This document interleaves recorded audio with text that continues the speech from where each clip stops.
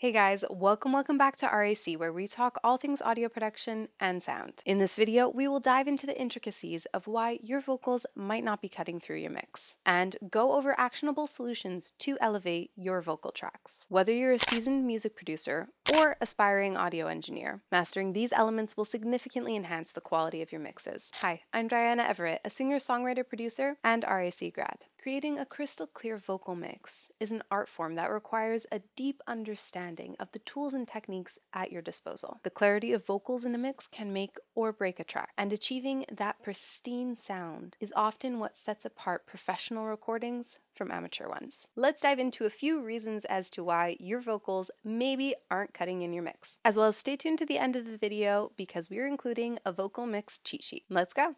So first thing you have to think about is your microphone choice. The journey to a clear vocal mix starts at the source, your microphone. Sorry to say it, but not all microphones are created equal, and choosing the right one will make a world of a difference for your sound. So, dynamic microphones are known for their durability as well as their ability to handle high sound pressure levels. They often are usually a bit darker, a bit thinner, but they tend to have certain sonic characteristics. So, it could be a great fit for someone who's rapping really intensely or screaming, or depending on the style of music, or if you want a specific character, this could be an interesting choice. However, condenser microphones are usually preferred in the studio.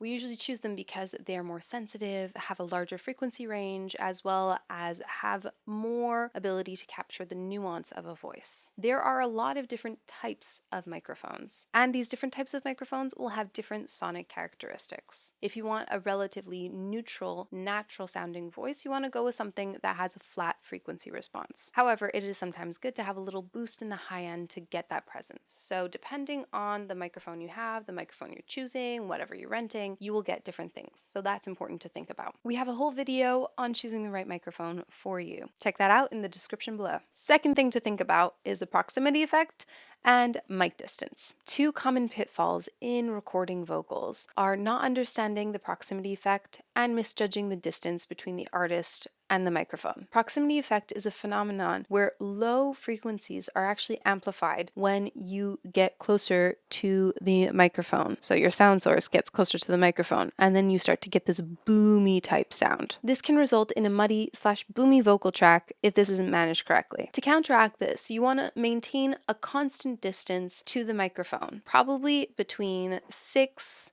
and 12 inches. I usually do like about that, but depends on the microphone and depends on the vocal performance. If I'm belting, we go far back. If it's like something sweet and intimate, you can go a little bit closer, but you don't want to go too close, as the proximity effect will make it sound really boomy and muddy. Conversely, recording too far away from the microphone will result in vocals sounding thin and lifeless. This also gets you excessive room tone and ambient sounds. Finding the sweet spot where the vocals are present and full-bodied without the buildup in the low end is key. Third thing to think of is managing your mix's mid-range as well as your low-end management. A cluttered mix can bury vocals, making clarity an uphill battle. Two critical frequency ranges to monitor are the mids and the low end. The mid-range is where most of the vocal frequencies reside, along with many other instruments like guitars, keyboards, and snare drums. An overcrowded mid-range can result in a mix where everything is competing for attention, and thus leaving the vocals lost. Employ strategic EQ to carve out space for the vocals, applying cuts to different competing instruments in the vocal's key frequency areas. Too much low-end information from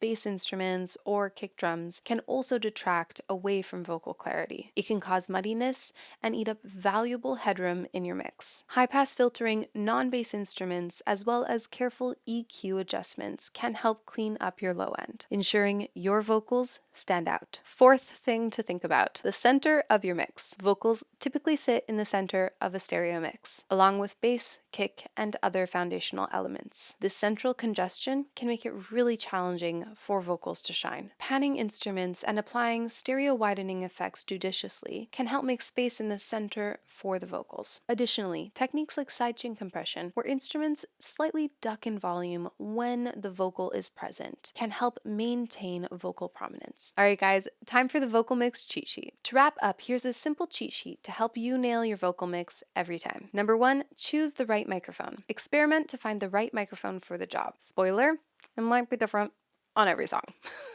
Number 2, manage proximity and distance. Avoid the extremes of being too close or too far away from the mic. Number 3, frequency carving and cleaning up those mids. Identify your vocal's key frequency range and gently reduce those frequencies in competing instruments by using an EQ. You also have plugins like Track Spacer for that. Number 4, control your low end. Apply a high pass filter to all non-bass elements starting at 80 to 100 Hz to eliminate low end clutter. Also, you may want to sidechain your bass and kick to really tighten the low end. Number 5, create space in the center. Use panning and stereo effects to declutter your center of your mix, giving your vocals the spotlight they deserve. Number 6, listen and adjust. Always reference professional tracks and adjust your mix accordingly. Number 7, de-essing. Apply a de-esser to tame that harsh sibilance of those S's and T's. And this really allows you to make sure that that isn't popping through your mix in an unpleasant way. Doing this allows you to maybe even shelf boost the high without having sibilance interfere. Volume automation. Instead of relying solely on compression, which you really shouldn't, you can use volume automation to manually adjust the volume of the vocal tracks so that they are maintaining proper presence in every section of the song. Compression. So I'm not talking just about the regular compression you would do to glue your sound to maintain certain volumes to add character and warmth. I am talking about sidechain compression on your vocals. So by doing this, you add in what will be almost like faking a performance. You can really push it. So having a main vocal track that has like maybe a gentle compression, but then on parallel sidechain compression, which is squashed. You want to squash it like a lot, and that you can play. And the more you push it in different parts of the song